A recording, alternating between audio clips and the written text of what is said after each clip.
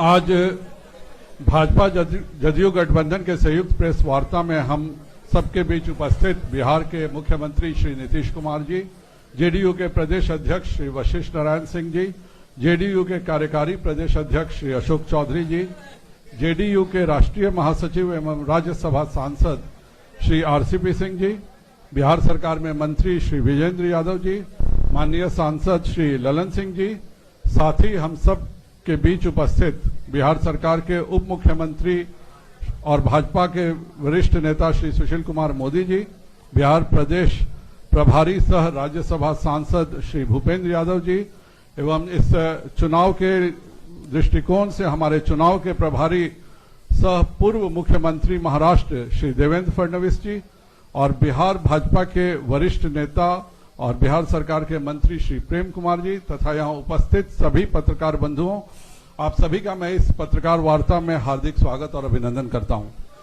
प्रधानमंत्री श्री नरेंद्र भाई मोदी जी के नेतृत्व में केंद्र में गरीब कल्याण को समर्पित मजबूत इरादों वाली एनडीए सरकार है।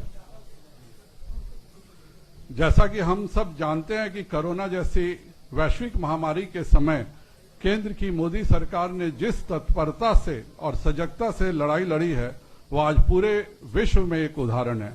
ठीक उसी प्रकार से बिहार में श्री नीतीश कुमार जी के नेतृत्व में एनडीए सरकार ने कोरोना के खिलाफ जो कदम उठाए हैं और उसमें हमें जो सफलताएं मिली हैं वह भी अत्यंत सराहनीय है।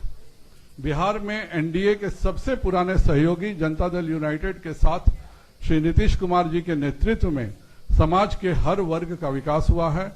गांव, गरीब और किसान के लिए बनाई गई योजनाएं हर व्यक्ति तक पहुंची हैं।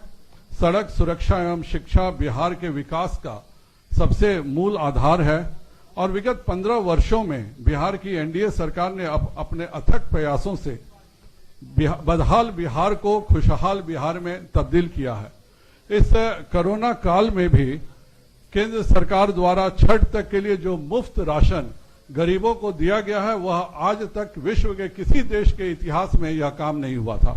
उसी प्रकार पीएम केयर्स फंड से 500 बेड के अस्पताल 3 महीनों में बिहार में बना लिए गए और यह सब तभी संभव हो सका जब केंद्र और बिहार दोनों जगहों पर एनडीए की सरकार है। आप सबको मैं बताना चाहता हूं कि भारतीय जनता पार्टी इस चुनाव में जदयू के साथ अटूट गठबंधन है। साथ ही हमारी विकासशील इंसान पार्टी से सकारात्मक बातचीत भी चल रही है। आप सब जानते हैं कि जेडीयू के साथ हिंदुस्तान आवाम मोर्चा भी एनडीए गठबंधन का एक अहम साझेदार है। लोजपा हमारे सहयोगी थे, किंतु बिहार में भाजपा और जेडीयू का जो गठबंधन है उसमें श्री नीतीश कुमार जी ही हमारे गठबंधन के चेहरे हैं, इसमें कोई भ्रम नहीं है।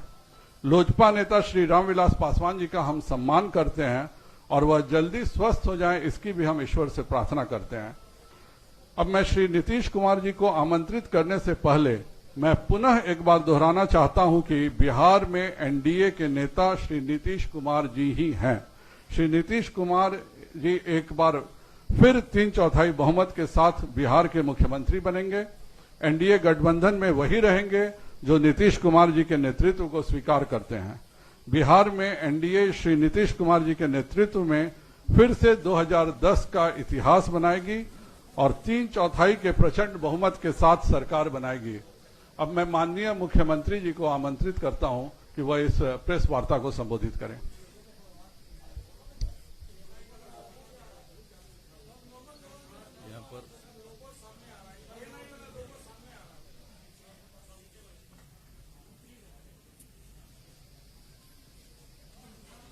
यहाँ पर उपस्थित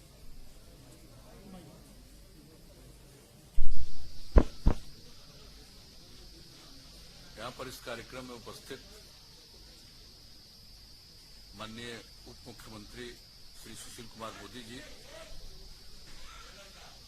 महाराष्ट्र के पूर्व मुख्यमंत्री श्री देवेंद्र फडणवीस जी, भारतीय जनता पार्टी के बिहार के संगठन प्रभारी श्री भूपेंद्र यादव जी, भारतीय जनता पार्टी के प्रदेश अध्यक्ष श्री संजय जायसवाल जी,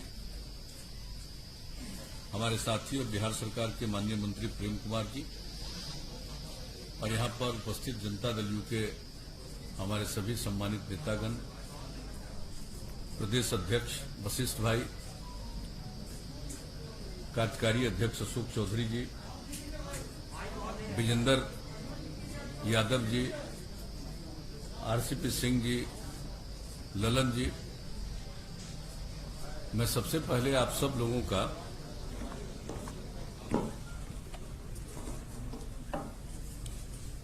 अभिनंदन करता हूं। आप इतनी बड़ी संख्या में यहां पर मौजूद हैं और यहां पर जो बुनियादी बातें हैं उसकी जानकारी संजय जायसवाल जी ने दे दी है। जो हम लोगों का गठबंधन है एनडीए, इसमें बातचीत हो चुकी है और हम लोगों की बातचीत पहले ही हो चुकी थी, लेकिन उसका कोई ऐलान नहीं किया गया था और अब उसके बारे में विस्तृत रूप से जानकारी दे दी जाएगी। आज इन्होंने बता दिया है,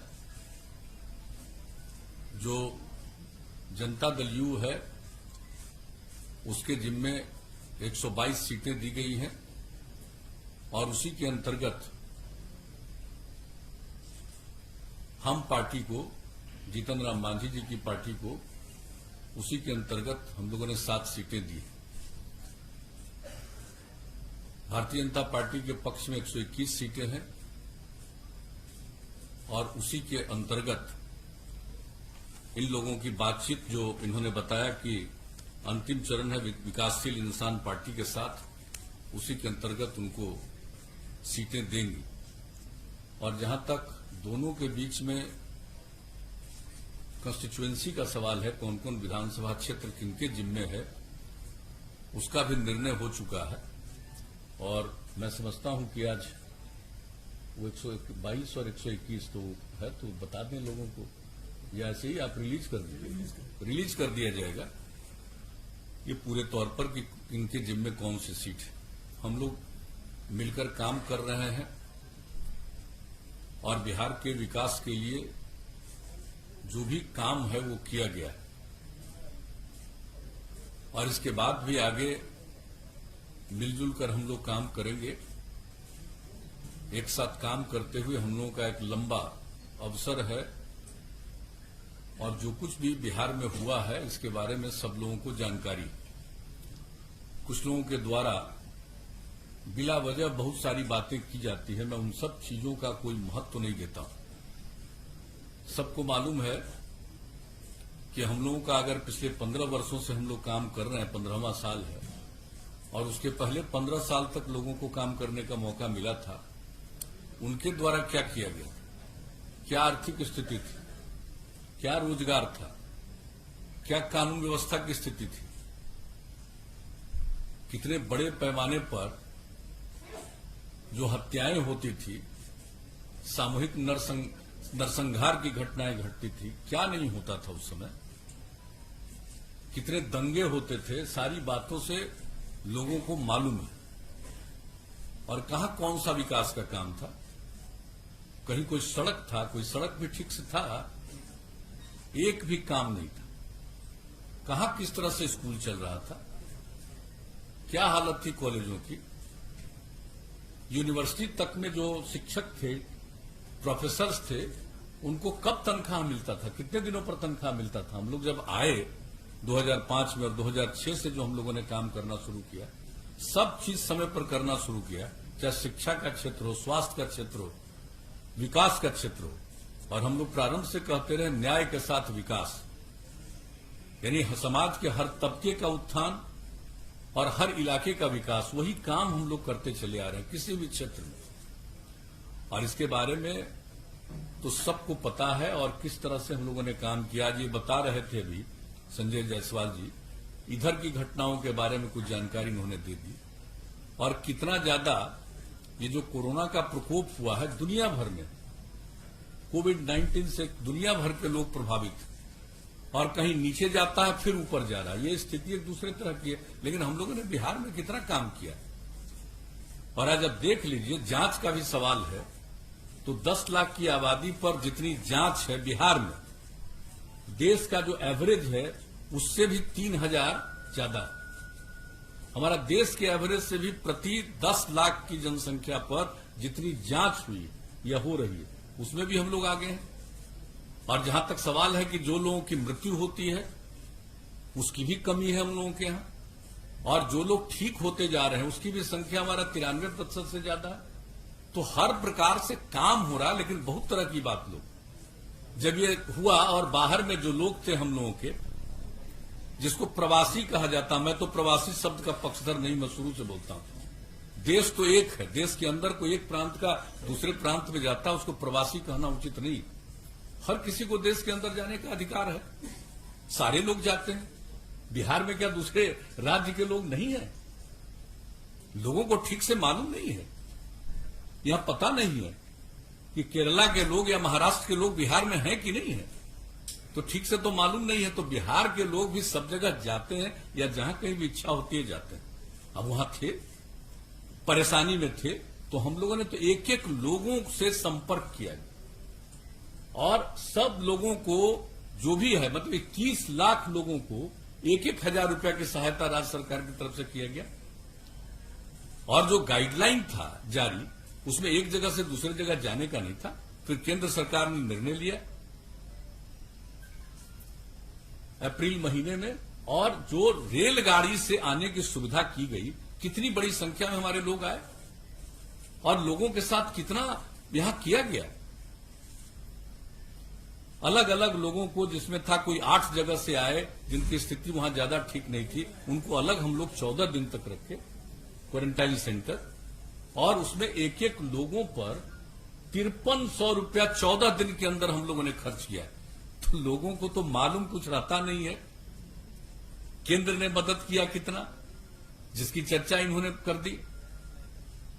किस तरह से लोगों को सुविधा हो जाए, चारों तरफ से और राज्य सरकार की तरफ से किया गया। लेकिन कुछ बातें तो यूं की जाती है तो एक बात है, और हर प्रकार से हम लोग एक एक तरह का इंतजाम करके रखे हुए, और एक एक क्षण, अभी तो अब चुनाव आ गया, तब चुनाव आ गया तो जितने सरकार के और जो डिपार्टमेंट के लोग हैं, अधिकारी हैं, ये उनका देखना काम है। और आपको मैं बता देता हूं, जैसे ही चुनाव आयोग के द्वारा घोषणा की जाती है डेट, हमको जब से मौका मिला तब से, जिस दिन अनाउंस हो जाता है चुनाव का इलेक्शन कमीशन के द्वारा, उसके अगले दिन या उसी दिन हम ऑथोराइज कर देते हैं सब काम के लिए चीफ सेक्रेटरी को।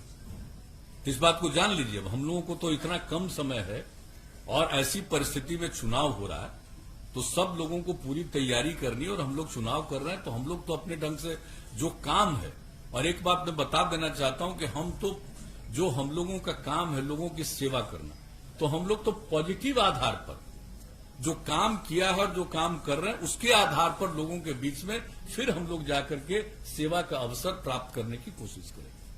जनता मालिक है, उनको तय करना। लेकिन कुछ लोगों के द्वारा किस किस तरह का बयान दिया जाता है, मुझे तो आश्चर्य होता है।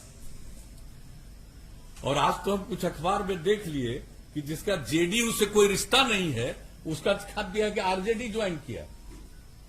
जेडीयू में है ही नहीं। अब वरिष्ठ नेता 2-3 अखबार में हमने देखा, आश्चर्य मुझको लगता है। इसलिए हम तो आग्रह करेंगे कि चीजों की जांच करके, अब फोटो छपा हुआ है, फोटो छपा है 1-2 अखबार में, तो वो कब हम लोग एमएलए बनाए, एमपी बनाए, 14 से ही अलग है। अब बताइए, कोई कहीं जाता तो कुछ चीजों को तो देख करके मैं इतना ही कहूंगा, मुझको दुख नहीं होता। सवेरे मेरी आदत है अखबार पढ़ने की, तो हम जब सवेरे अखबार पढ़ते हैं, टेलीविजन तो उस तरह से हम देख नहीं पाते हैं काम के चलते। दिल्ली में जब तक थे तब तक 1-2 घंटा टेलीविजन देखते थे, अब नहीं देख पाते हैं। लेकिन अखबार पढ़ते हैं तो कभी कभी चीज को देख करके हंसी आती है। तो इन सब चीजों से हमारा कौन क्या बोलता है, क्या बोलेगा, और इन्होंने उसके बारे में बता दिया। और ये तो बीजेपी ही अपनी तरफ से जो भी बात होगा कह देंगे। कोई अब क्या बोल रहे हैं क्या नहीं बोल रहे हैं उससे हमको कोई लेना देना नहीं है, कोई मतलब नहीं। हम लोग मिलकर काम कर रहे हैं और मिलकर आगे भी काम करेंगे।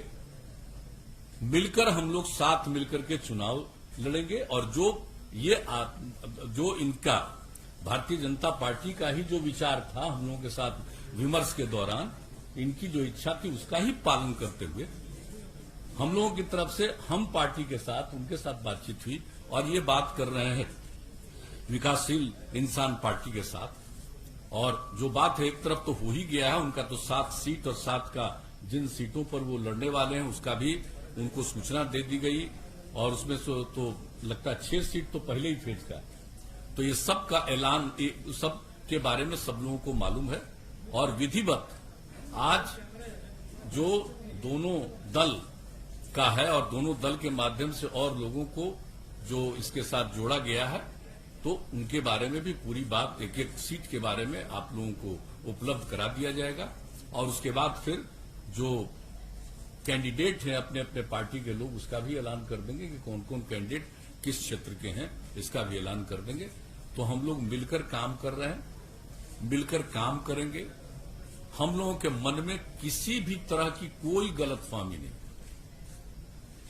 और हम मानते हैं कि किसी को अगर कुछ कहने से उसको आनंद आता है, उसको पूरी आजादी है, जो इच्छा करे बोले, जो इच्छा करे कहे, अपना करता रहे, बोलता रहे, इससे हमको कोई लेना देना नहीं। एक बात हम बहुत स्पष्टता के साथ आज कह देना चाहते हैं, लेकिन हम लोग मिलकर, जैसा कि मैंने कहा है, काम करते रहे हैं, आगे भी काम करेंगे। किसी तरह का हम लोगों के मन में कोई कंफ्यूजन या किसी प्रकार की गलतफहमी नहीं।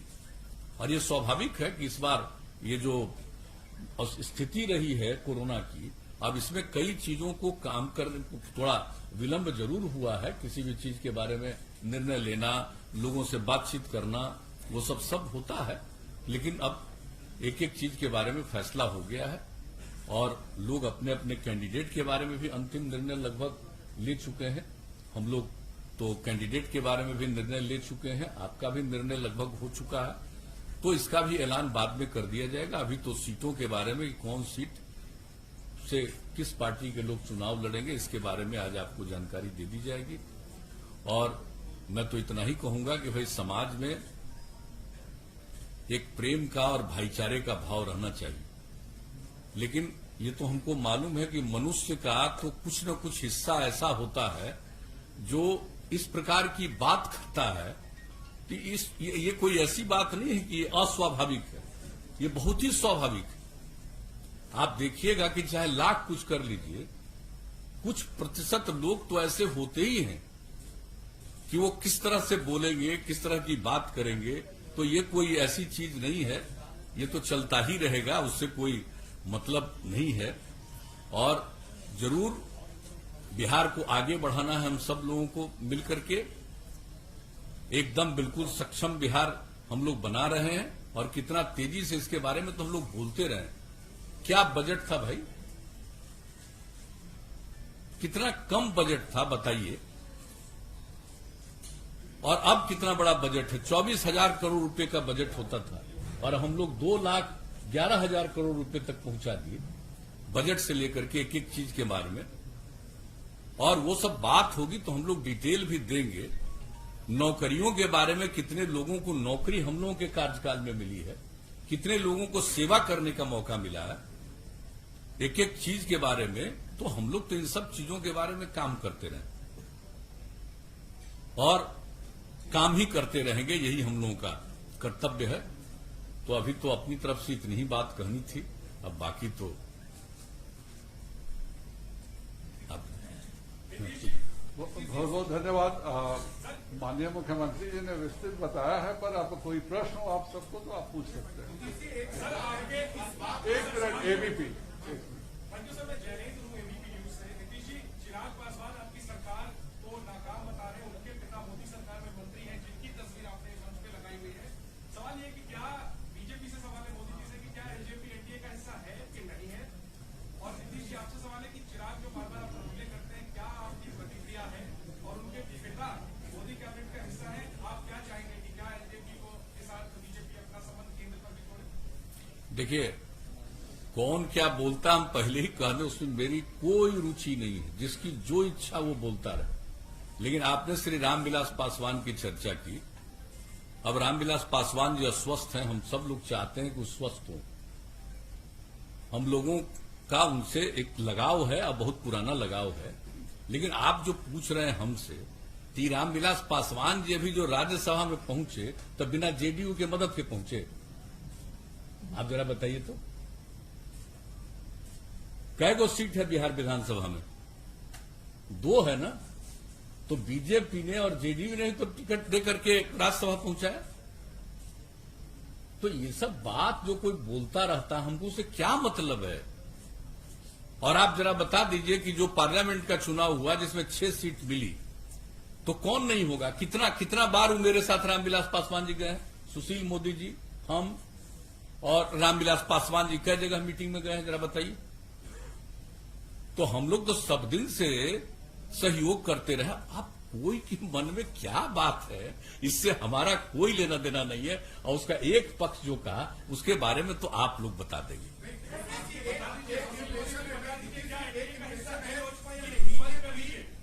देखिए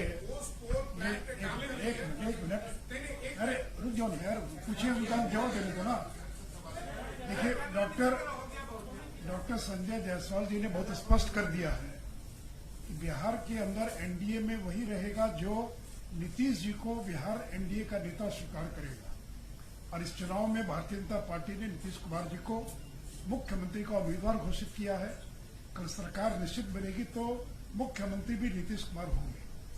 इसलिए नीतीश कुमार को जो अपना नेता स्वीकार करके काम करेगा वही एनडीए के अंदर बिहार के अंदर हिस्सा होगा। और रामविलास जी तो केंद्र में मंत्री हैं ही, वो केंद्र में मंत्री अस्वस्थ हैं वो। और जैसा भी कहा डॉक्टर संजय जायसवाल जी ने कि अगर वो स्वस्थ होते तो शायद आज ये स्थिति पैदा नहीं होती। इसलिए कोई इफ एंड बट का सवाल नहीं है। अब मैं मीडिया से भी आग्रह करूंगा, कोई कंफ्यूजन मत रखिए।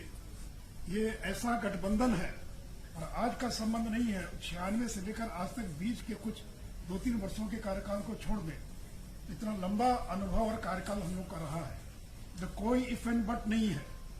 और कोई बीजेपी, जेडीयू और साथ में वीआईपी पार्टी और हम पार्टी, ये 4 दलों का गठबंधन है। और इसलिए आज ये भी आपको बताया गया है कि अगर आवश्यकता पड़ेगी तो चुनाव आयोग को हम लोग लिख कर देंगे, क्योंकि सूचना मिल रही है कि बहुत सारे निर्दलीय लोग भी या अन्य जो इतने दर्जनों दल बने हैं बिहार में, वो हो सकता है कि कोई मुख्यमंत्री के फोटो का इस्तेमाल करे, कोई हो सकता है प्रधानमंत्री के फोटो का इस्तेमाल करे। तो हम लोग आवश्यकता पड़ेगी तो चुनाव आयोग को ये लिख कर देंगे कि ये जो 4 दल मिलकर चुनाव लड़ रहे हैं, यही लोग केवल प्रधानमंत्री के चित्र का इस्तेमाल कर सकते हैं। अगर अन्य कोई दल चित्र का इस्तेमाल करता है तो चुनाव आयोग को जो उनकी अपनी धाराएं, अपना कोड है, उसके अनुसार और वो कार्रवाई करने के लिए स्वतंत्र होगी।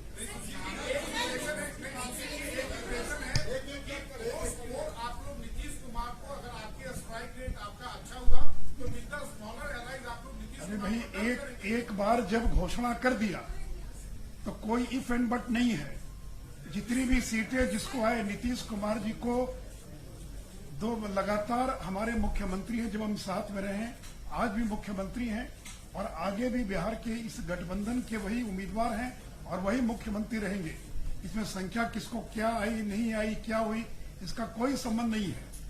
इसलिए कहीं कोई कंफ्यूजन न रहे। और मैं मीडिया से भी आप पोस्टपोनी की तो बात कर रहे हैं और क्या कर रहे हैं? मैंने तो कह दिया ना आपको। चिराग पासवान पर रिएक्ट अरे भाई, 48 घंटे लगाते हैं। अरे भाई, निकाला धुआं में कुछ और तो ट्वीट करने में 2 मिनट लगाते हैं। तो अब ट्वीट कब करें ये भी आप तय कीजिएगा मनीष जी। कब ट्वीट करो ये तय आप नहीं ना कीजिएगा। आप बोलिए। नहीं, एक ही व्यक्ति सब नहीं पूछे प्रश्न।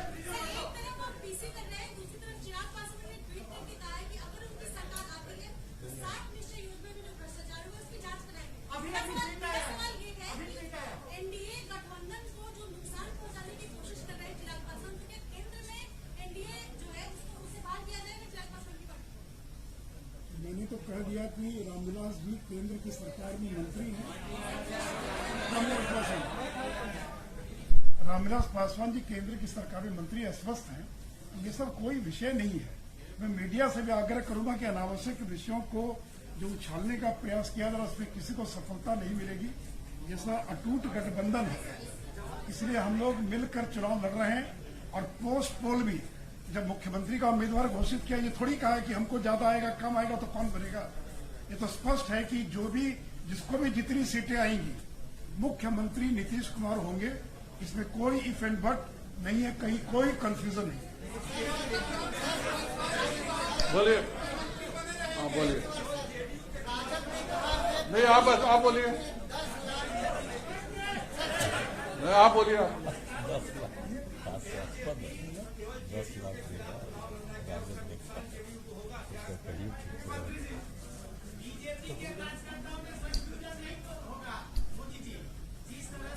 अरे भाई, यहाँ पर भूपेंद्र यादव जी बैठे हैं, फडणवीस जी बैठे हैं, और अमित शाह जी ने और प्रधानमंत्री जी ने 1 दर्जन बार नीतीश जी के बारे में सारा स्टैंड और सारी चीजें स्पष्ट कर दिया है।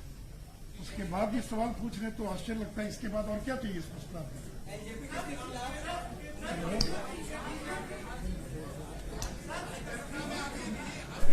अब मैं अनुरोध करूंगा माननीय उप मुख्यमंत्री जी से कि इस प्रेस वार्ता को धन्यवाद देते हुए इसको समाप्त करें। उनको कहा ना थोड़ा बोल देंगे, भूपेंद्र जी कुछ बोल दो, भूपेंद्र आप कुछ बोल देंगे। और मैं अनुरोध करूंगा कि माननीय भूपेंद्र जी से कि वह सभी को संबोधित करें।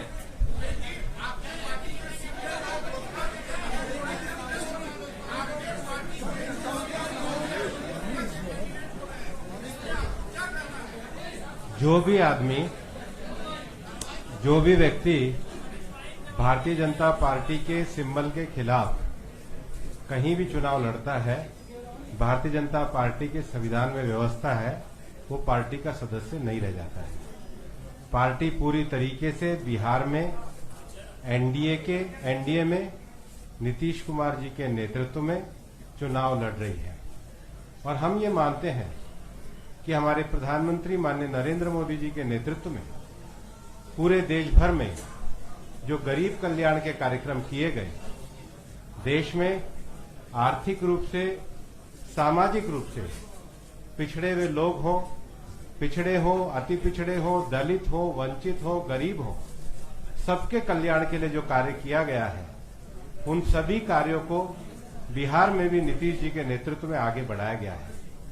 और अभी माननीय मुख्यमंत्री जी ने, माननीय सुशील मोदी जी ने बहुत स्पष्ट रूप से कहा है, और हमारा ये स्पष्ट रूप से कहना है कि इस चुनाव में जनता दल यूनाइटेड, भारतीय जनता पार्टी और हमारी जो 2 सहयोगी पार्टी हैं, उनको 3/4 बहुमत मिलने वाला है, और 3/4 बहुमत के द्वारा ही हमारी सरकार बनने वाली है। इसलिए आपके सभी कयासों पर जब हमें 3/4 बहुमत मिल रहा है तो अपने आप ही विश्राम लग गया है। अब मैं अनुरोध करूंगा माननीय सुशील जी से कि वह इस प्रेस कॉन्फ्रेंस को धन्यवाद और अपनी बात रखते हुए समाप्त करें। मित्रों, तो शांत हो जाइए। मित्रों, जैसा भी नीतीश जी ने और डॉक्टर संजय जायसवाल जी ने सारी बातों को रख दिया है, मैं संक्षेप में इतना ही कहूंगा कि हम चुनाव विकास के मुद्दे पर चुनाव लड़ेंगे। नरेंद्र मोदी जी की केंद्र की सरकार ने जो बिहार में काम किया है और नीतीश जी के नेतृत्व में जो एनडीए ने बिहार में काम किया है, और मैं तो विपक्ष को चुनौती देता हूं कि हर चुनाव में सड़क, बिजली, पानी ये मुद्दा होता है। अगर हिम्मत है तो बिजली को मुद्दा बनाए, सड़क को मुद्दा बनाए, अगर हिम्मत है तो पानी को मुद्दा बनाए, कोरोना का मुद्दा बनाए, बाढ़ को मुद्दा बनाए, जो प्रवासी मजदूर है उनको मुद्दा बनाए। आज एक एक मुद्दे का प्रभावी तरीके से हम लोगों ने समाधान करने का प्रयास किया है। इसलिए मित्रों, मैं सभी पत्रकारों का धन्यवाद देता हुआ और इस विश्वास के साथ कि हम 3/4 के बहुमत से नीतीश कुमार जी के नेतृत्व में फिर से बिहार के अंदर सरकार बनाएंगे और विकास के मुद्दे पर जनता के बीच में जाएंगे। जय हिंद, जय भारत, धन्यवाद। सभी पत्रकारों को धन्यवाद।